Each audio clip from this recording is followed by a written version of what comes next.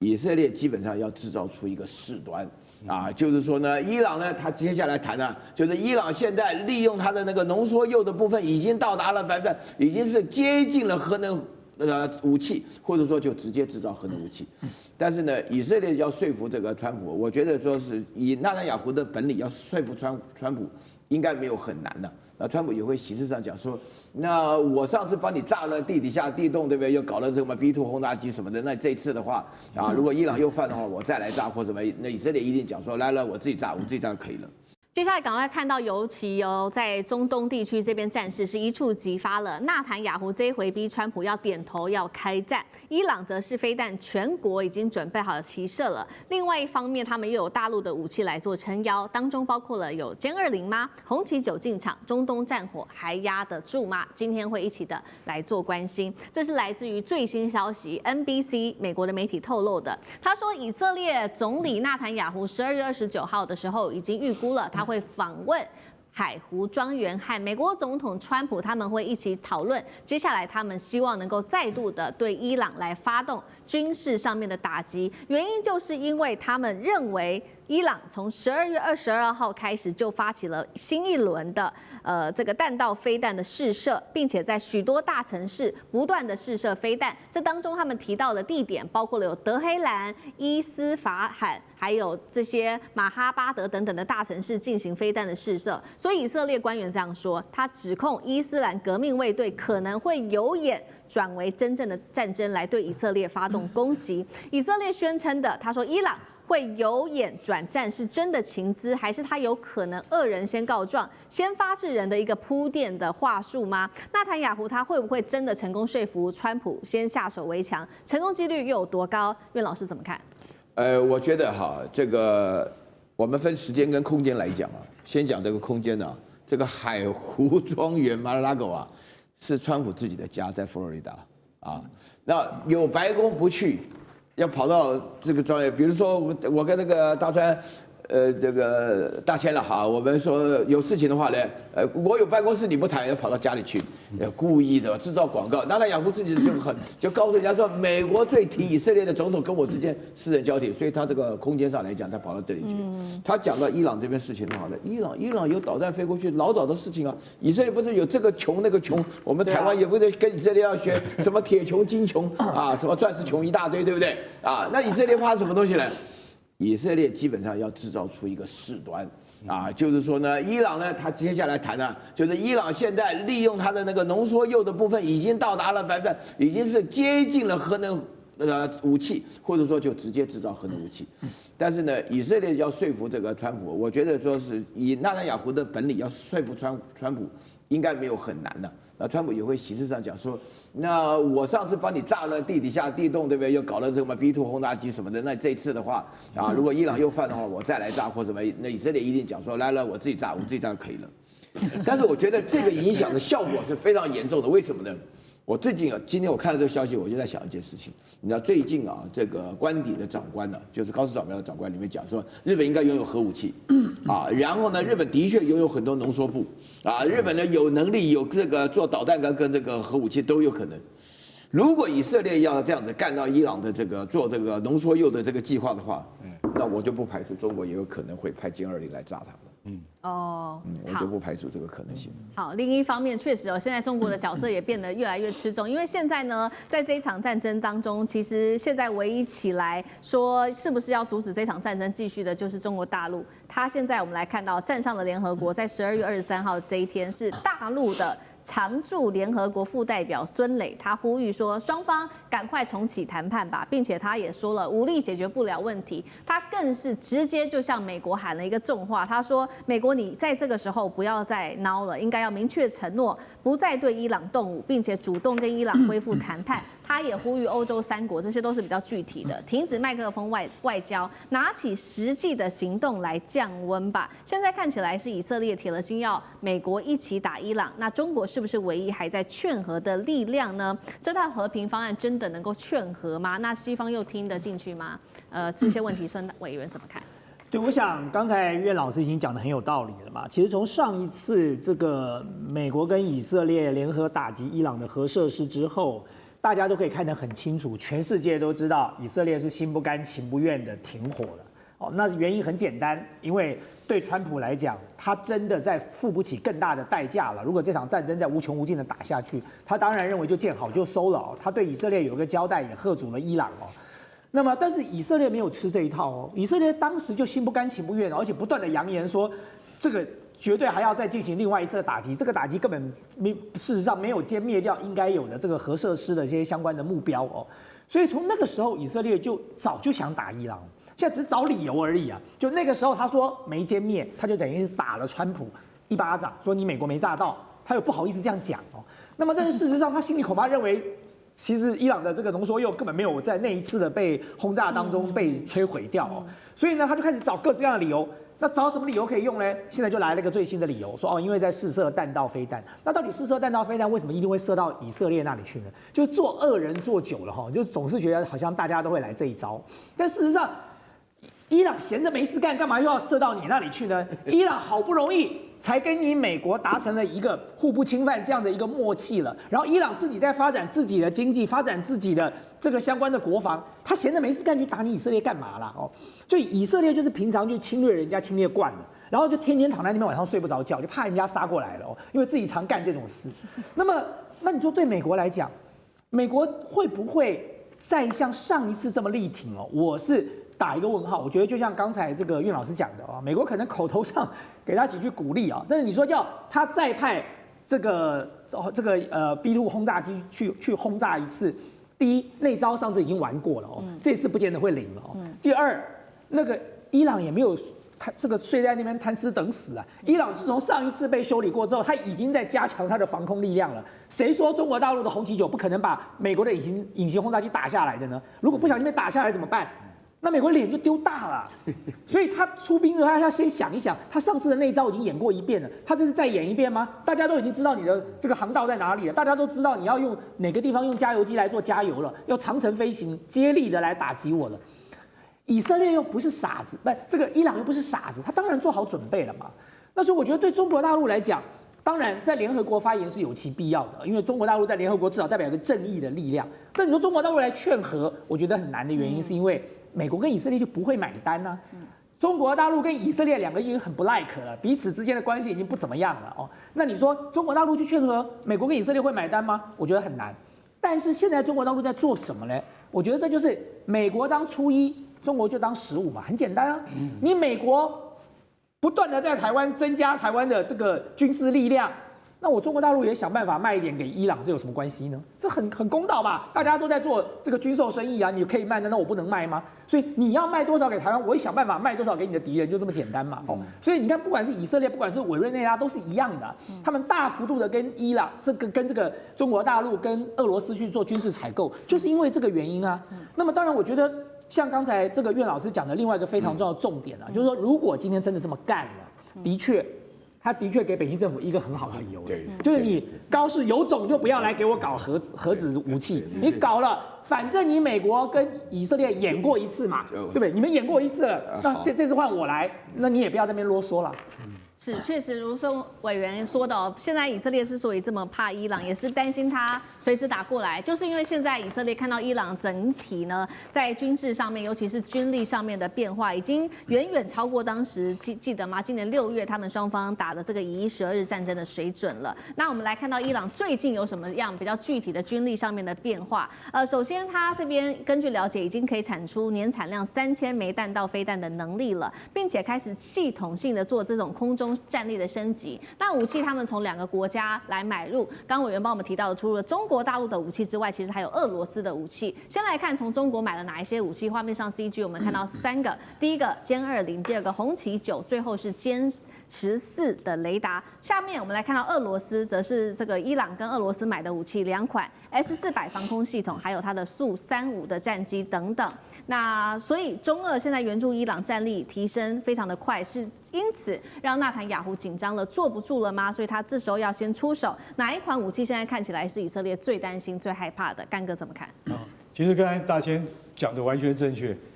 伊朗再射飞弹的可能性，国际观察家预估50%以下，50%已经是已经是非常非常的宽裕的形容词，因为现在可能性很低啦。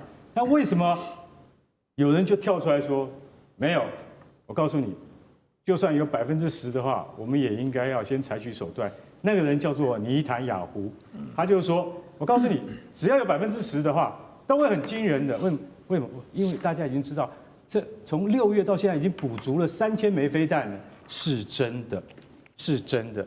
伊朗真的补足了，从中国跟俄罗斯双方面进口，那跟俄罗斯进口的当然是主要是防空飞弹S-400跟 S-500。以伊难道又要开战了吗？这回以色列联手川普，会不会以色列先来做开火呢？中国大陆帮助伊朗，则是另外一方面传出年产能达到了3000枚的飞弹，让以色列非常的紧张，担心自己的铁穹末日来临了吗？今天就这些议题会一起的来做关心。这是来自于美国媒体特别做的最新披露，他们说了，以色列总理纳坦雅胡正在准备，接下来要跟川普讨论了是否再度的对伊朗来开火。原因是什么呢？就是因为以色列掌握到的情资说，伊朗的弹道飞弹年产量啊，可能一口气攀升到3000枚左右。这一回可以说是吓坏了以色列。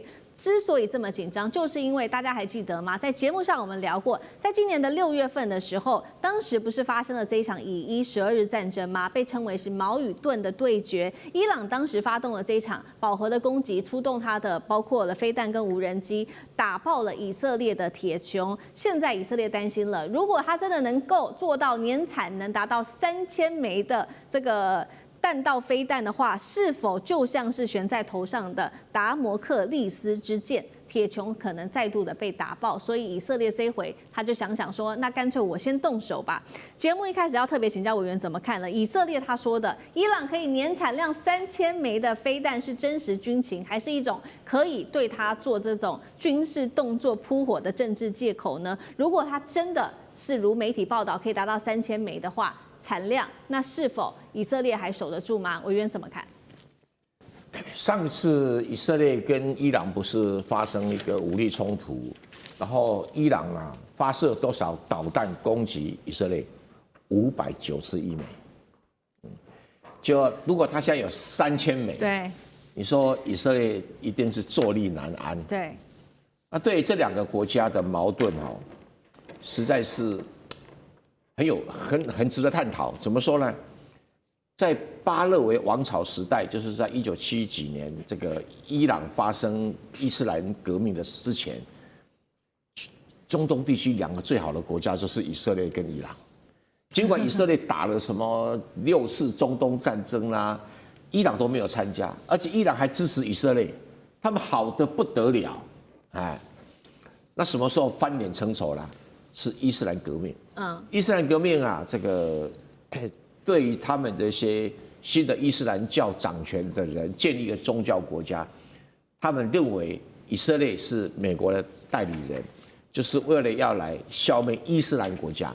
那在以前，伊朗的认知是，我是伊朗人，我不是阿拉伯人。阿拉伯人他跟以色列怎么打跟我无关，而且他们还认为我们是伊斯兰人哦，跟伊斯兰教哈，跟以色列犹太教我们同源，所以啊，有这么一个认知，它基本上平和。自从革命以后就不一样，那伊朗就支持了很多的阿拉伯人起来对抗以色列，那这个跟以色列仇就越结越大。那有一段时间，伊朗企图发展核子武器，所以搞了核电厂，以色列要去炸它的核电厂，那仇恨越结就越深，越结越深。可是，在巴勒维时代哈，巴勒维伊朗的军队国防军是以色列帮忙训练出来的。所以现在啊，伊朗的伊斯兰政权对伊朗的国防军是很不放心的。他现在的导弹全部是革命卫队在控制的，跟伊朗国防军是没有关系的。包括无人机，包括导弹都是。但偏偏啊，这个革命卫队又是全世界最大的贪腐集团。然后所以形成一种很特殊的经济啊、政治啊、武力啊的一个软体。现在它号称有3000枚，有没有那么多我不晓得。那但是它恢复到500枚以上没有问题啊，没有。那对伊朗的生产能力啊，以色列就可能会采取行动，然后采取行动一定要美国同意啊。美国会不会同意啊？当然会同意啊，对啊。如果你有能力把它铲除一样啊，美国为什么不同意呢？搞不好美国还帮你守啊，提供适当的炸弹等等。所以这个伊朗跟以色列的这个以伊战争啊，这个是随时可能发生的。它就像一个永远治不好的香港脚啊，就偶尔打一下，偶尔抓一下，偶尔抓一下。那你说会不会爆发大型战争？又不会。所以都是空战。那所以以色列要准备被伊朗的导弹揍一顿啊，伊朗也要准备被以色列的空军揍一顿，因为空军携带的炸弹毕竟是比你导弹还要厉害。为什么？因为它爆炸量比较大。那你的导弹呢，因为打太远了，所以你的爆炸量是有限的哈，所以你要靠很多导弹才有办法达到那个效果。可是你没有防空能力，等到以色列的空军来啊，在那个炸弹又便宜，随便他丢，对不对哈？所以这个问题没有人能够解决啦啊！而且中国、俄罗斯也帮不上伊朗的忙啊！伊朗内部又是一个很投机的，以前中国帮他忙还被他咬一口，什么事都发生过了，所以他只能是自力救济吧。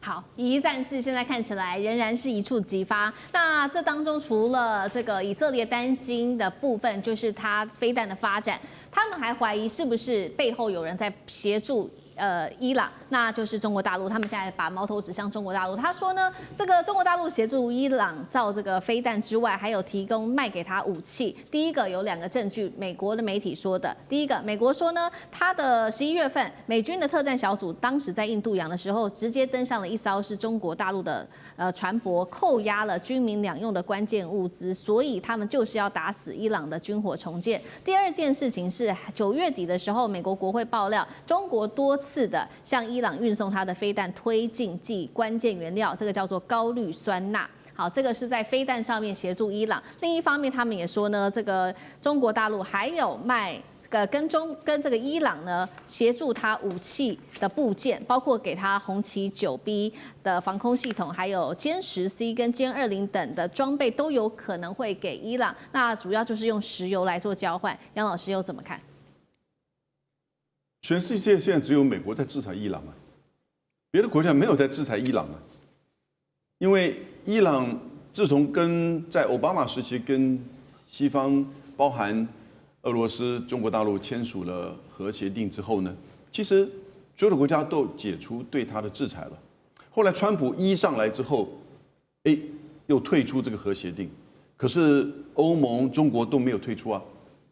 那但是川普一的时候呢，就针对他们自己的国内法常备管辖，说华为的孟晚舟在香港的企业有跟伊朗做生意，中间有夹有美国技术的这些零组件卖给伊朗，也因此呢，就要求加拿大软禁他1000多天。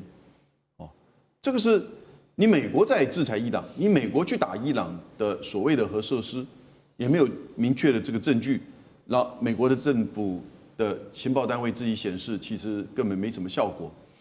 也就是说，伊朗的核计划现在虽然近期有受到 IAEA 就国际原子能总署的一些指控，可是并没有明确的证据指出它在发展核武器。它最多其实是在浓缩铀的层面，而且是在这过程当中很清楚嘛。那是因为跟以色列跟美国之间的这种战争，然后呢飞弹整个过程当中它的一种自保一种战略。那但是很明确，它目前没有核武器，没有别的国家，也没有联合国下令制裁伊朗。为什么我们不能跟伊朗做生意？当然，你说军民两用的东西，这里面是要管制，但是它这个所谓的高氯酸钠，它是做火药，那但是也可以做飞弹。这些层面，你美国要去拦阻，依照你自己美国的法律，你就牵扯到就是你跟这些，比如说跟中国大陆在这个问题上就产生冲突。但中国大陆它也没有内部的法律可以去禁止中国大陆自己的民间企业去接伊朗的这个商业的订单呢？那只要通过它大陆出口的军民管制的这些措施，那都是合法的。所以美国自己常备管辖在做这个东西，然后呢拿这个东西来去指控别的国家，好像在帮助邪恶轴心。其实只有美国自己啊，在联合国通过一个决议，大会通过一个决议，153个国家支持，6个国家放弃，包含以色列。什么决议？要求要保护在加沙地区的联合国的救难人员，结果只有美国反对。是美国站在全世界在加沙问题上的另外一边呢，是美国在帮助以色列去轰炸伊朗。如果从这个角度，美国自己违反就是联合国的宪章，用武力攻击别的国家耶，你没有办法证明他有核武，那现在别的国家跟他做正常的贸易关系，你来去阻止，所以这个东西啊，我们在舆论上一定要很清楚的了解。美国当然可以说了，伊朗想要去发展核武，所以呢，别的国家你现在有点在帮助他啊，你透过民间。那因此我要拦阻你，可以啊，你就这么做，但是呢，你就变成是跟别的国家站在对立面，因为到目前为止没有证明他有发展核武，而且事实上他也没有核武。对。那别的国家到现在为止，包含联合国，也都说他没有。对。所以我觉得美国真的是在自圆其说，他自己的常备管辖。中国大陆一出手，现在中东的战力是否天翻地覆了呢？因为最新消息有伊朗现在的飞弹库是满血复活，有一个说法，2000枚骑射会来压垮以色列。那么底气来自于哪里呢？根据外媒的报道，就是来自于大陆。另外也传出来说，伊朗要买大陆的歼20跟红旗9B，如果真的发生的话，对于这个接下来的战力会有什么样子的影响呢？我们都会一起的来做关心。赶快来看到，难道这一次伊朗真的是满血重生了吗？因为就在11月12号这一天，伊斯兰的革命卫队在首都的德黑兰这边举行了这场非常大的这个叫做国防的成就展，立刻是陈列出了各种的武器哦，包括数十个不同型号的，不管是飞弹或者是无人机哦。那么这当中包括了有极音速飞弹啊、泥石，还有这一款叫做海巴尔谢坎的弹道飞弹，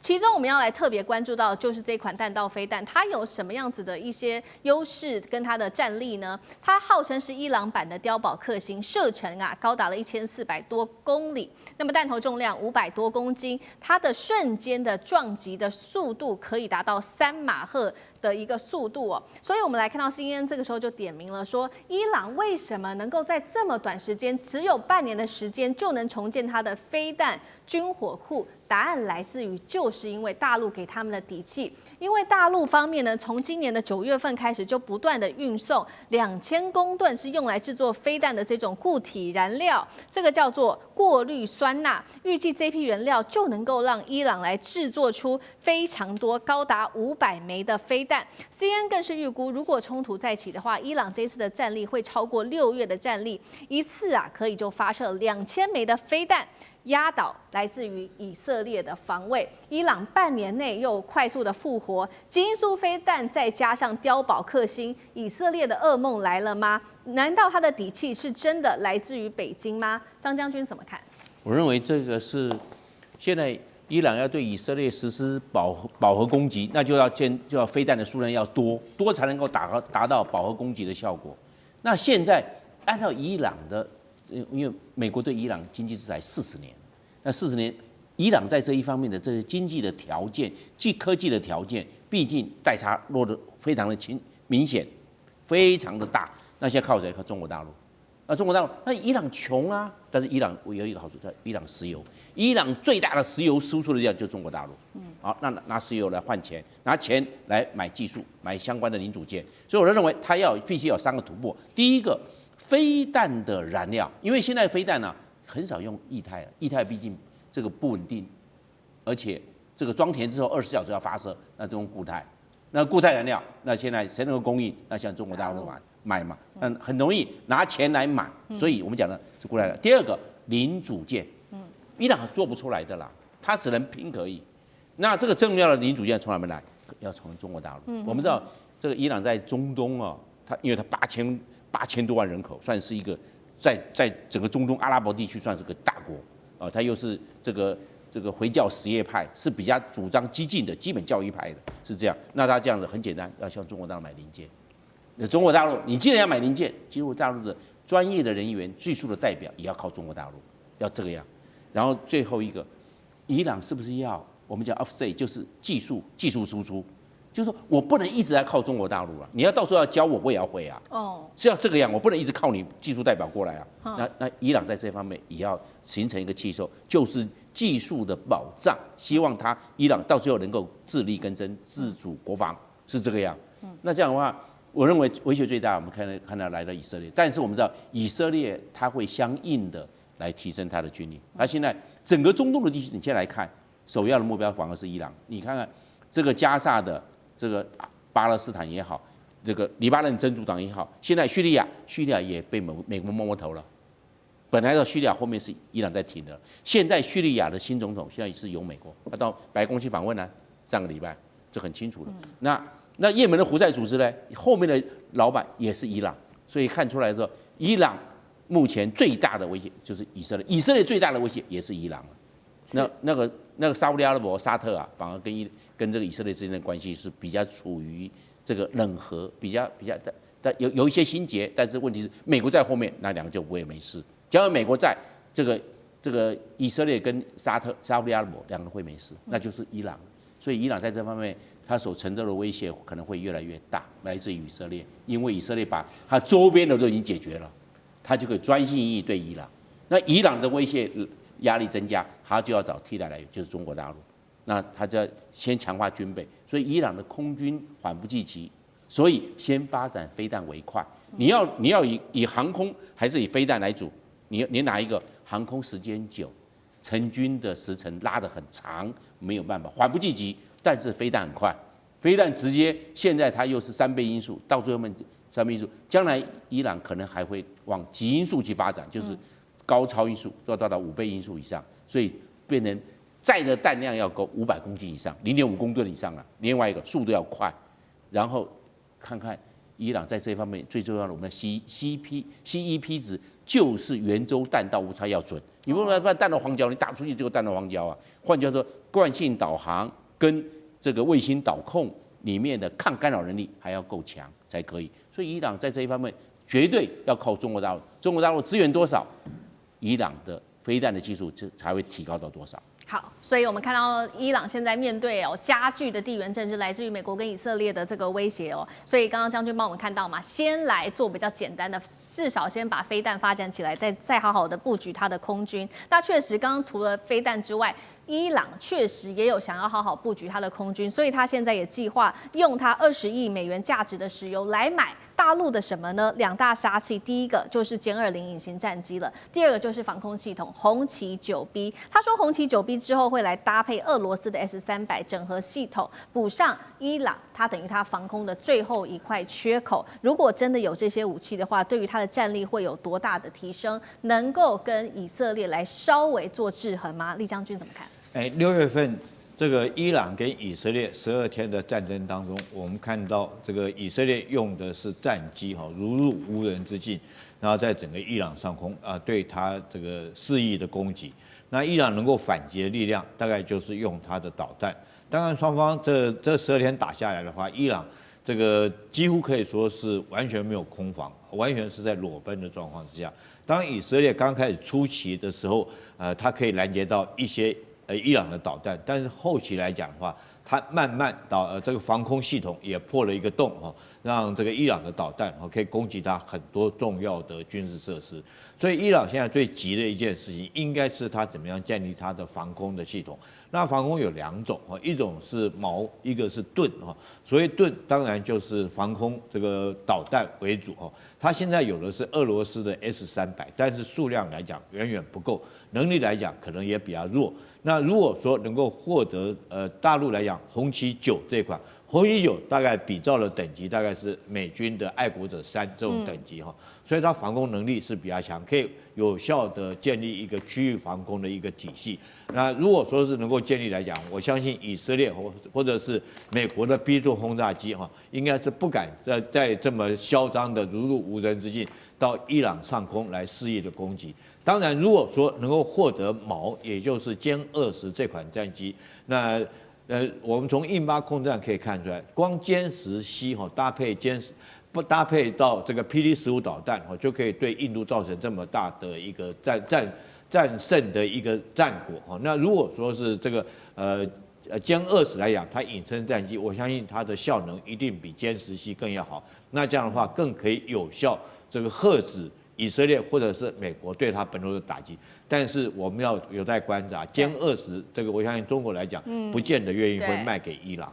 好，所以我们看到一方面，美国也看在眼里哦。面对于现在整个伊朗，然后有背后中国的撑腰，所以美国华府现在非常的焦虑了。赶快看到最新消息哦，民主党的议员赶快联手，他们一起致信给国务卿卢比欧跟 CIA 说呢，大陆啊提供给伊朗这么多的化学品来帮助他的军备重建，这是对于大陆来说对于伊朗来说很重要的事情。而且大陆呢，它的已经势力从欧洲扩展到中东国家去了，整个威权正在扩展当中。我们还记得这个川习会才刚落幕，谈得不错，川普有可能在这时候对于大陆做出制裁吗？那川普手上又有哪一些牌可能做反制呢？聂老师又怎么解读 ？OK， 古语有一句话叫"只管州官放火，不准百姓点灯"哈。那你什么做都可以，那别人做都不行。你可以说，在这个加拿大呢开 G7 会议2天后说，对不起，我要离席，我要回去做一个重要决定，2个礼拜，然后就告诉这个伊朗说，2个礼拜你再不怎么样，我就要去炸你。结果2天就 GBU-57就炸进去了，60公尺深的专体的这个炸弹。这件事情，请问全世界有谁打法？没有，因为美国人做才是对的，美国人去支持以色列。是好事，是拯救全球，你觉得是吗？纳坦雅胡是否误中了来自于伊朗的圈套呢？伊朗神秘现在正在进行建设当中的就是它的这个神秘碉堡，等一下会带观众朋友来看一下细节哦。那么现在正式的曝光了吗？再来就是关心了，是不是伊朗在背后未来还会有中国大陆的势力？中国的影子舰队是否来协助运送一些设备，帮助伊朗做它的飞弹升级呢？我们今天都会一起的来关心今天的这个开场的3个火线话题。等一下请我们的来宾一起来做回答的。首先我们会来关心到的是纳坦雅胡这一次是否误中了来自于伊朗的圈套呢？因为纳坦雅胡他说啊，他找到了伊朗的浓缩铀，到底是他为他要打战前铺路，还是他落入了伊朗的圈套呢？第二件事情，刚刚在讲的十字号山，就是现在伊朗正在偷秘密打造的这个终极核碉堡，正在打造，据传比福尔多更深。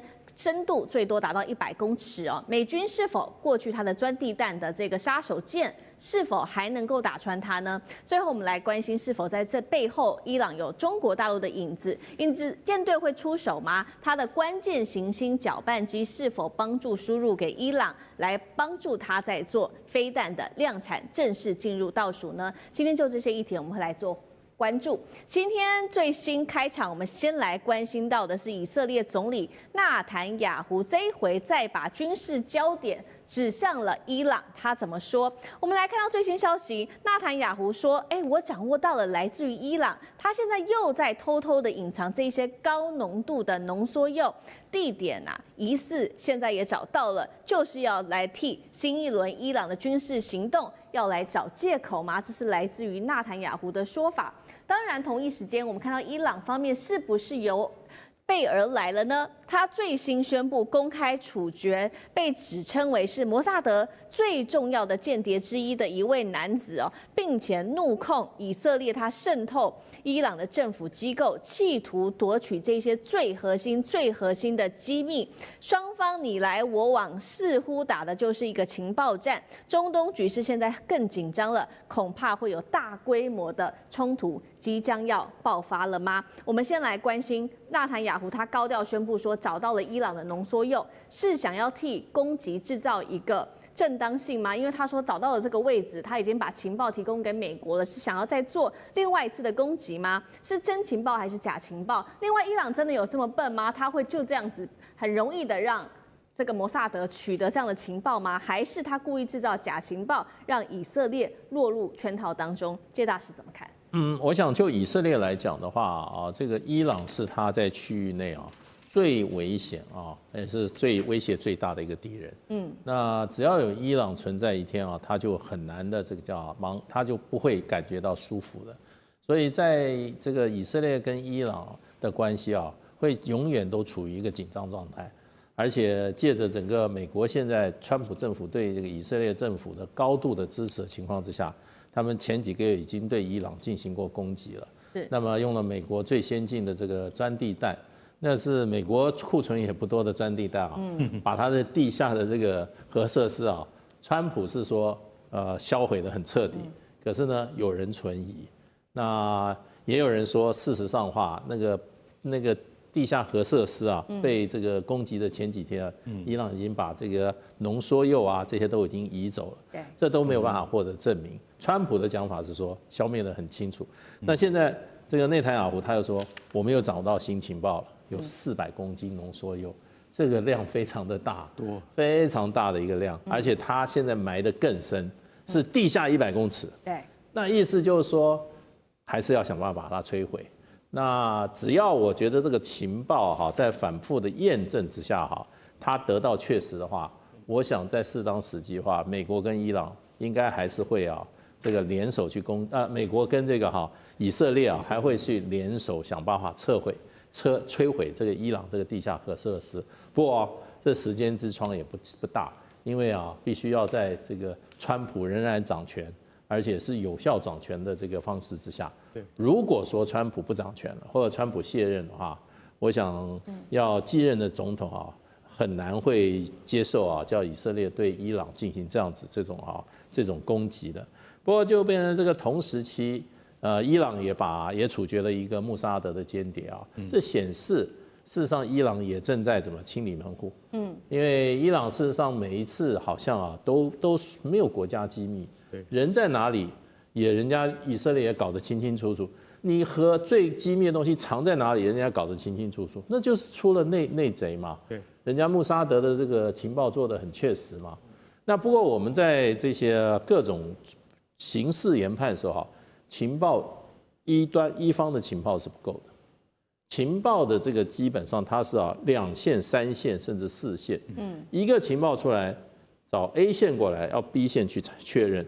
B 线的再确认后还要 C 线，这样才会得到最后的一个什么精准的情报，而不会这个钻地弹用下去了，结果又没打到。对，所以呢，我觉得伊朗只要有机会的以色列只要有机会不会放过伊朗的。那美国川普事实上的话，他是会配合伊朗的，配合以色列。所以这个情势我觉得危机没有解除，那么只要有确切的情报，有一个恰当的时机那么美以联合再来攻击是伊朗这个可能性不能被排除。好，所以注意到了，接下来这个美以针对这个战争，针对伊朗的战争，随时都可能在引爆。尤其现在我们要特别来关注的，就是因为我们看到上次我们才提到嘛，6月份的时候，美国不是才派他的轰炸机去 B2 轰炸机去攻打这个伊朗的核设施吗？这一座是它的纳塔兹的核设施，但是我们看到，攻击完之后，非但这个伊朗没有停手，反而在加速建造它的地下的核设施，而且呢，这一次根据了解是规模更大的，它正在秘密的建造当中。这个核设施叫做十字号山地下核工程。等一下，我们一起干哥来带我们了解现在正在秘密建造的这个核设施的一些基本档案。它这个地点呢，其实距离上次被 B2 轰炸机轰炸的这个纳坦兹的地方只有1.6公里的一个距离而已那么根据现在卫星影像的最新显示，确实呢，这个隧道正在加强它的稳固当中，外围的防护也在强化当中。重点是可以看到它的气土量增加，所以呢，好像随时都在建造当中。最深，甚至是可以达到100公尺的，比过去任何的核设施看起来都更具有隐秘性更骇人的事情是，上一次其实美军在攻击之前得到的资料是，伊朗已经囤积了大概900磅，也就是浓缩至60%左右的一个铀。那一批铀到现在其实是还没有找到的，现在又再加上这个新的核设施，到底伊朗在秘密计划什么？这个核设施到底有什么特别，有多隐秘？那经过强化之后，美国它号称能够摧毁它的地下核设施的这一款武器 GBU-57还能够奏效吗？干哥怎么看？好，那我们先来解释一下什么叫做这个十字镐地下核工程。可能大家还记得上次美国的那个 B2 轰炸机，他们总共有派出了7架，然后每一架飞机上面带着2枚应该叫做炸弹之主GBU-57巨型钻地弹巨型钻地弹这个刚刚大使讲的真的没有多少颗美国大概上次就用了库存的1半，14颗打掉了。那这种巨型专递弹有多大呢？整颗炸弹有3万磅之重，也就是15000公斤，那是非常大的炸弹。所以被称为炸弹之祖。因为俄罗斯有个炸弹之父，然后美国还有一个炸弹之母，改天我再跟各位介绍，这个是一个家族啦，就是代表说他们都是非常，它是以重力加速度为本，在进入这个目标之前啊，它会启动延时引信。延时引信的意思就是说，它要钻到地面，到了里面才爆炸，这个叫做钻地弹的意义。那以前美国早就有这种钻地弹，就我刚才讲的炸弹之母啊，但是这更早在越战的时候还有用啊。越战的时候是 GBU-28精灵炸弹，那个时候打进去，我跟你讲，只能打6公尺，因为什么？因为他们认为越共啊都躲在那个地底下，可是后来发现没用，为什么？因为越共到处跑，所以打了这边，他跑到那边，所以后来这种精灵炸弹变成毫无用武。到了这次对付伊朗的时候，用这种炸弹反而是有用的。为什么？因为它是固定的，不会动的啊。那以前只能打6公尺，你怎么打得到？所以后来美国发展出了这个炸弹之祖 GBU-57之后，号称可以打60公尺，是以前 GBU-28的10倍，它可以打60公尺。不过现在问题来了，纳坦兹听说他在地下100公尺，难道川普你要再派 B2 去吗？这次打得到吗？而且我们看最近纳坦兹的这个地下，不是纳坦兹，就是在十字号。上次是攻击纳坦兹，这次十字镐只距离纳坦兹1.6公里，这么近。我告诉各位，十字镐在5年前就开始进行工程了，但是非常神秘莫测。摩萨德的情报人员知道这里在进行工程，但是他们没有找到有核子痕迹，也就是说有核子的相关资材跟那个设备的进驻，所以当时他们也在怀疑这到底是什么啊？因为他们已经知道我们有伊斯法罕、有福尔多、有纳坦兹，有这3个地方了，怎么那还有多出一个十字镐？这是在干嘛用？所以当时并不能确定，现在终于能够确定了。原来这个地方挖的比以前更深，到了100公尺。我今天要讲一句实在话。以色列空军没有能够对付这样的目标的武器，到时候还是要川普出手。希望川普能够搞得让他自己能够连任，不然的话，要再次发动攻击的话，其实国际视听也很重要。我是认为啦，他已经到了100公尺，但是我今天讲一句实在话，上次钻地弹的那个成绩如何，各方说法莫衷一是。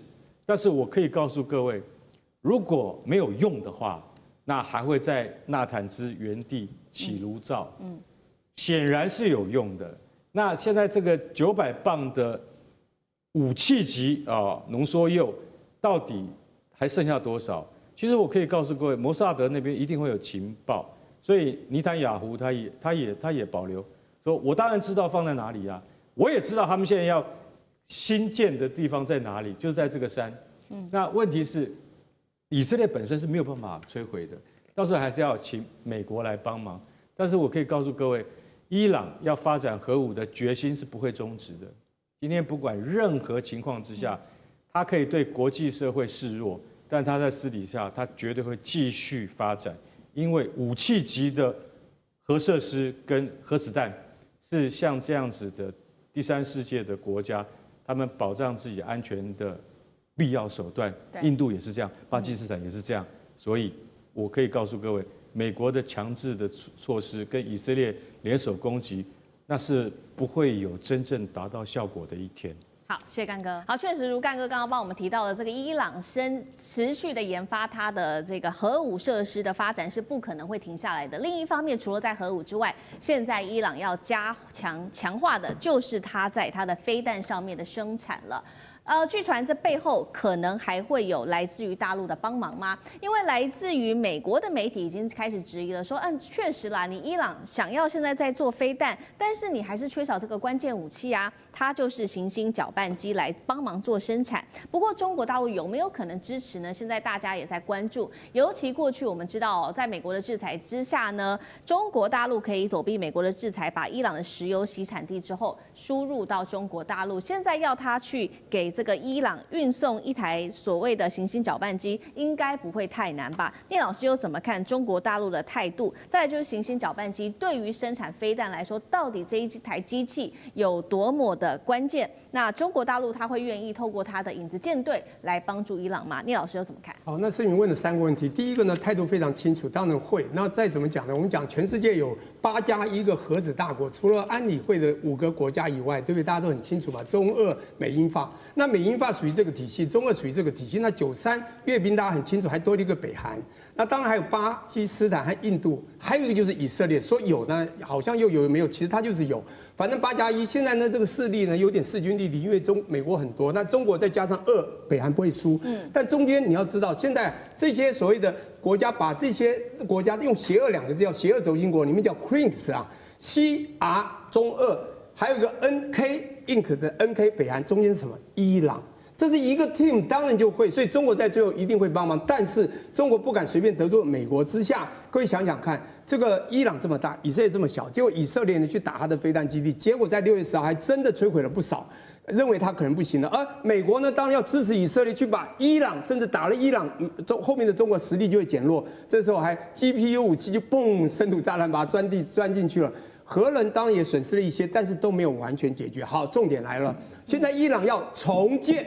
美国说你不可能很难啊，可是卫星拍到了 ，satellite 就看到，他们真的在重建，怎么有办法呢？你有行星搅拌器吗？什么叫行星？大家都知道嘛，哈，太阳系旁边行星就像叶片这样旋转，非常稳健的旋转。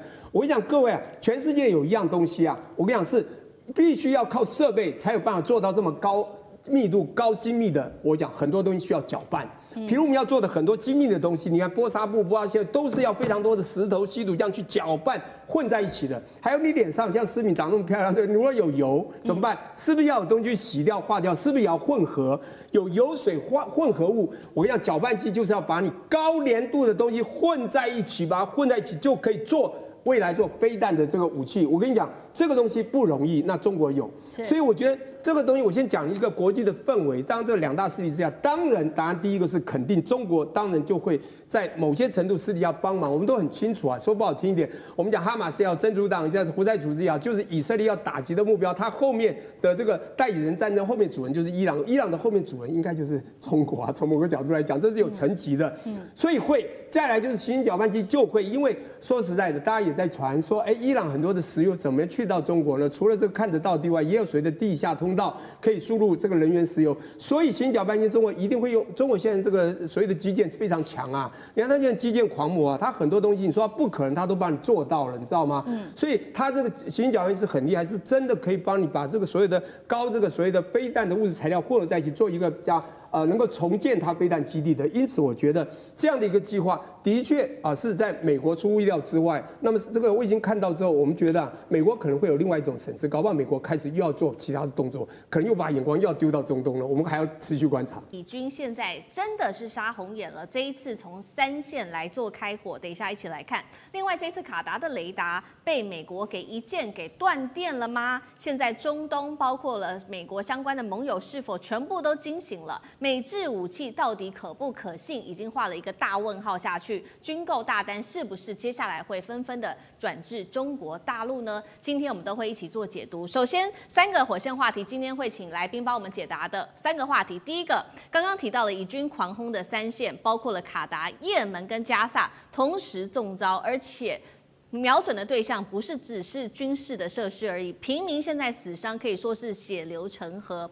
第二个要关心的是美制武器现在被发现是不是真的都有装后门？卡达防空这一次全部成为纸老虎了，美国的信任在全球可以说崩盘，尤其中东国家。在这个时候，中国出来谴责以色列，同时中制武器能不能成为接下来中东国家的新宠呢？最后今天也会来关心美国跟以色列的关系是否决裂了呢？纳坦雅胡公开来呛说拒绝巴勒斯坦建国，而且他的部下还公开的顶撞川普。今天就这些议题，我们会做一个全面性的解答。我们先来看到，这是最新的消息：以色列在攻击了卡达之后，他最新把战火指向了也门这个国家。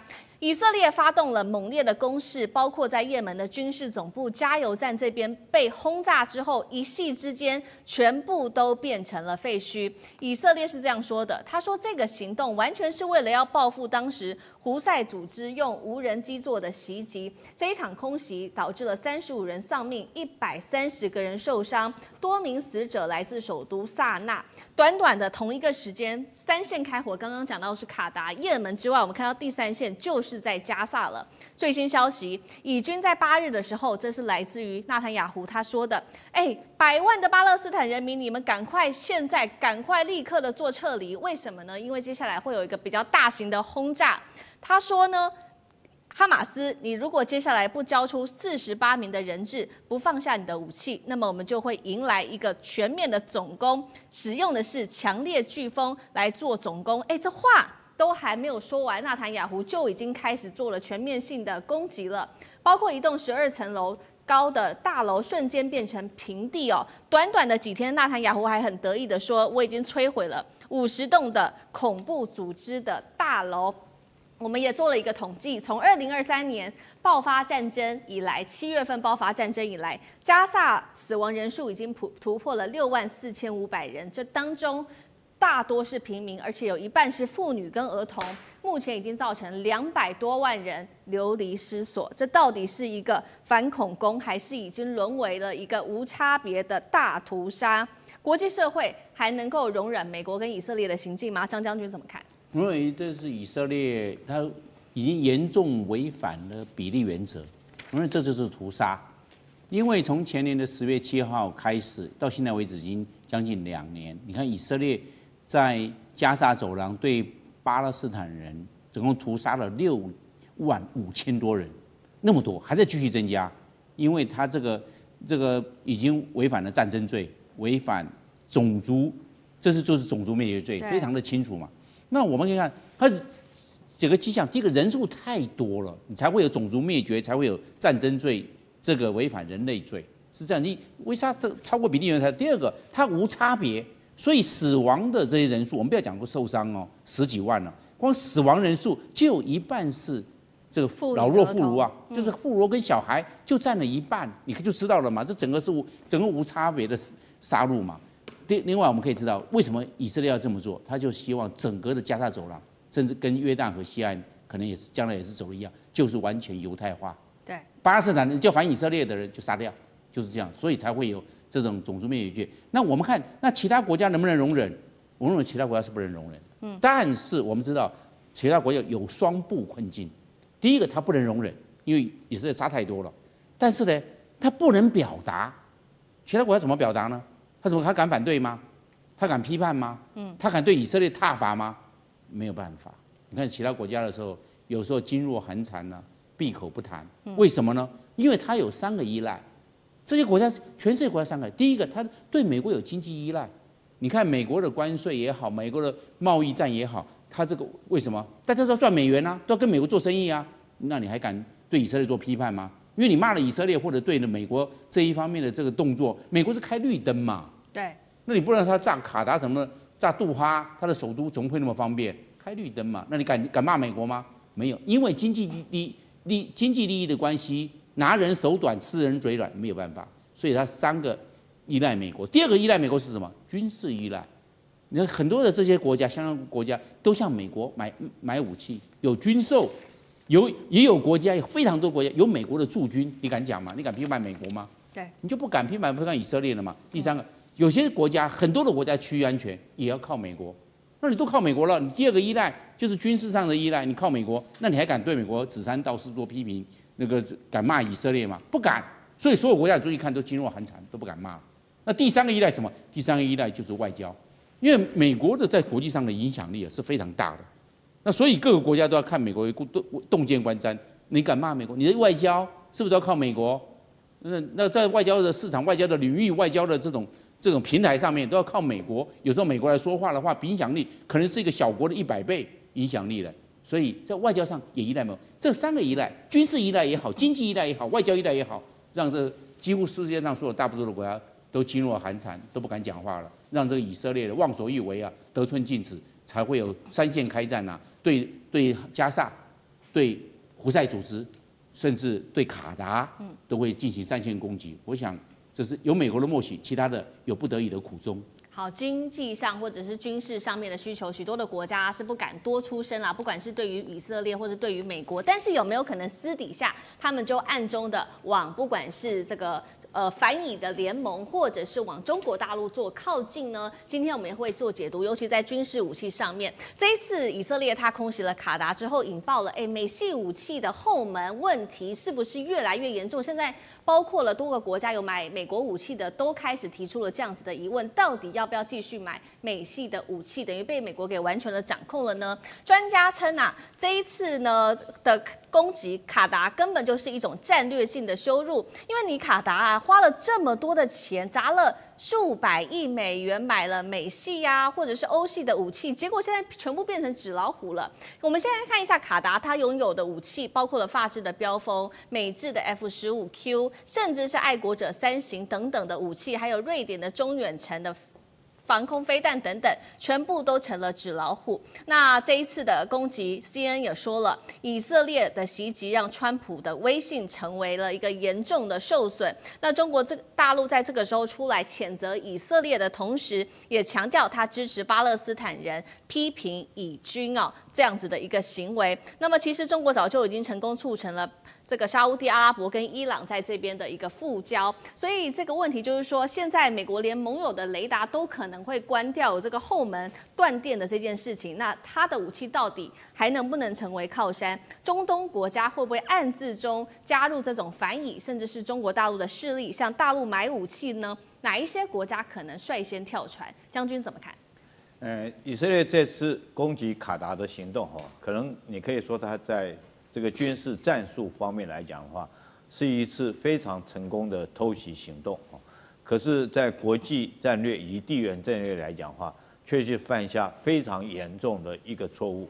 那我先说明一下卡达这个国家的角色。卡达大家还记得，在前2个月，这个川普到卡达去访问的时候，卡达还送了他一架这个空军1号的747的飞机。然后在2022年的时候，卡达还曾经办世界足球运动大赛，在卡达举办，所以卡达有它国际的地位。它之所以有，而且卡达最重要的，它被认为中东最和平的地方。为什么是中东最和平呢？因为它可以容纳各方的意见，大家都可以到这边来谈判，来这个交涉。然后所以说，不管是哈马斯、伊朗或干嘛，我们每次看到国际之间有重大战争，必须要面临谈判的时候，大概都选择卡达，因为它等于说是完全开放，保持一个中立立场，容许你各国来参加。那卡达本身来讲的话，它不是省油的灯，它能够提供这些国家然后到这边来谈判，一定有它安全的保障。那我细数给各位看它安全保障有哪些？它的 F-15战机有36架，然后阵风战机有24架，台风战机有36架，幻象2000有12架，总共加起来100多架的美欧战机。大家不要小看这小小一个国家，它有100多架的美国跟欧洲最先进的战机。除此之外，它光爱国者导弹有11套，它还有萨德导弹，比爱国者还多，有12套。除此之外来讲的话，它有短程的刺针飞弹这些导弹它都有。所以可以说，它事实上不要认为它是一个小国，它军武是很强大一个国家。它除了因为它卖天然气嘛，它国家本来就很强，而且他很擅长经营，他这个因为他是皇太后他们在掌权了他很有这个头脑，他已经国家在转型，朝珠宝朝这个流上实行，朝这个方向去走，所以他才会办这个世足运动会嘛，提升他整个这个中东地区国家的形象。那我们再看这次以色列的攻击行动，这个卡达距离以色列直线距离，这中间要飞过约旦、这个叙利亚还有沙烏地阿拉伯这几个陆上飞行的话，直线距离是2228公里。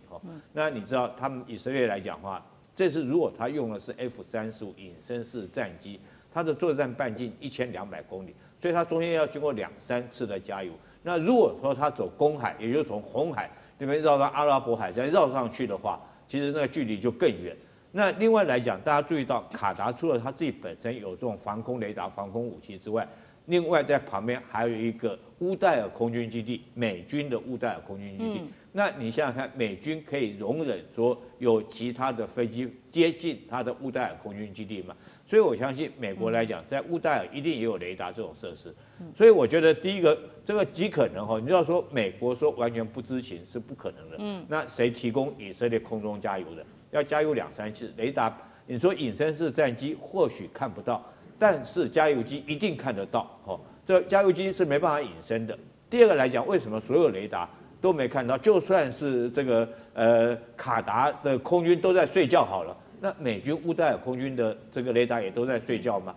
所以你如果说是这个这是川普要完全撇清责任，几乎是不可能的。当然，最严重的后果就是什么？就是这个美国没办法再提供中东甚至于全世界各个国家一个安全上的信任跟保证。那我买你国家的武器，你可以把我远端遥控，把我关机。那我信任你，让你在我这边来开会，结果你让以色列来攻击我，对不对？就像是我们就是因为信任你，我才去那边开会，结果我到那边以后，你美国放手让人家来攻击我，我以后怎么跟你谈判？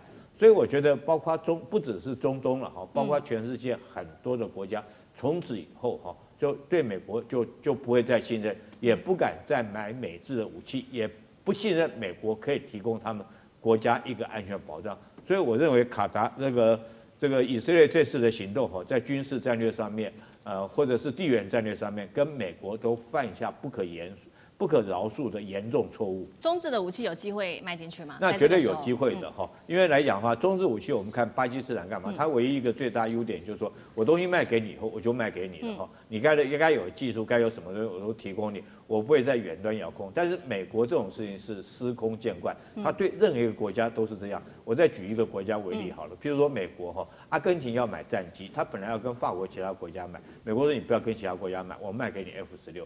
为什么美国主动要卖给他 F-16 呢？因为这个阿根廷旁边有一个岛叫福克兰群岛，那是英国的。那如果说美国可以远端遥控阿根廷的 F-16战机来讲的话，就控制阿根廷没有办法去攻击这个福克兰群岛，所以美国都有它存在的一个目的嘛。那试想想看，我们台湾的美制武器会不会也遭受到这种远端的遥控？是。好，那现在看起来就是美国对于以色列已经是管不住了吗？等一下请这个苑老师来帮我们看哦。最新消息我们要来看到，那纳坦雅胡他最近呢，在这个西岸的屯垦计划签署仪式上面语出惊人，他又说了，呛虾我不会允许建立巴勒斯坦国的，因为什么呢？这一块土地根本就是我们以色列的啊。与此同时，美以的关系现在也开始出现了一些微妙的火药味。当时这个川普对于以军空袭卡达，他说我不高兴，但是以色列最新他的驻联合国大使公开顶撞华府说，我们以色列做的这些事情不是总是为了你美国利益来做的啊。那其实最讽刺的是纳坦雅胡过去他其实多次的强调说，川普是历任的美国总统对以色列最好的，美国现在到底管不管得住以色列？会不会出现一个反以联盟呢？现在大家对于以色列跟美国就不信任了，苑老师怎么看？我强调了好多次，美国跟以色列有伦理关系，但是以色列我讲明白了，以色列是美国的爹，是爸爸，然后日本是美国的儿子，我们是美国的孙子，这个伦常关系就不能乱伦，要搞清楚。要搞清楚，所有的事情都好分析。以色列这件事情是改变历史格局的一件重要的大事，他犯了4个大错误。